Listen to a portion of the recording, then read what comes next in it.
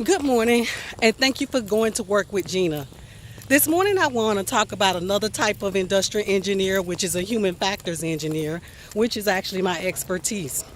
What is human factors? Human factors is fitting the task to the man.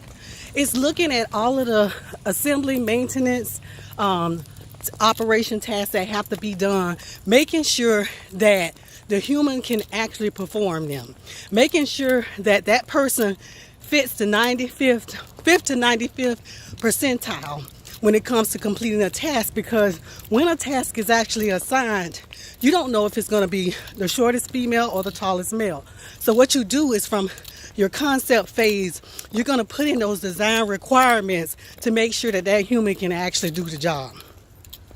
Another thing about human factors too is human factors is not just looking at the task to fit the man, but it's also making sure that when certain systems are integrated, they are integrated in a certain order so that you don't have to demate or uninstall something.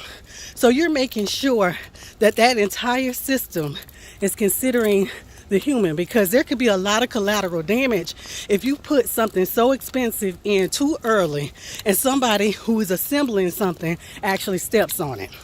Okay, so you want to reduce as much collateral damage as you possibly could. And also, human factors looks at the safety. It looks at those anthropometric measures on a human being as to whether the work site, the reach envelope is good. So let's say, for instance, you could have a task that has a lot of back strain. For instance, we had recently the core stage thermal blankets came in, where we was actually there was going to be a task where they were going to have 4 people lifting the thermal blankets, which weigh from 75 to 125 pounds. They were going to be all lifting them at one time so they can put like 1,000,000 pins up, to connect them. So, to the forward skirt.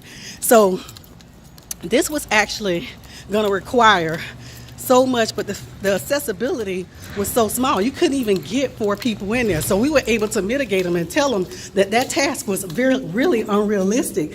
And even when you actually get your strongest man, there you go.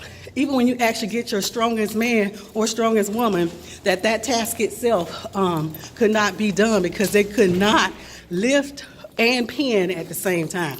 So those are the kind of issues that you want to actually consider when you're looking at human factors.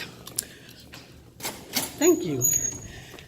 Another thing when you're looking at human factors also is you want to make sure that everyone understands that they actually need to be looking at that task to fit the man, regardless of what type of engineer they are. So human factors engineers, they often work with any type of a discipline engineer. That's why they're called a specialty engineering.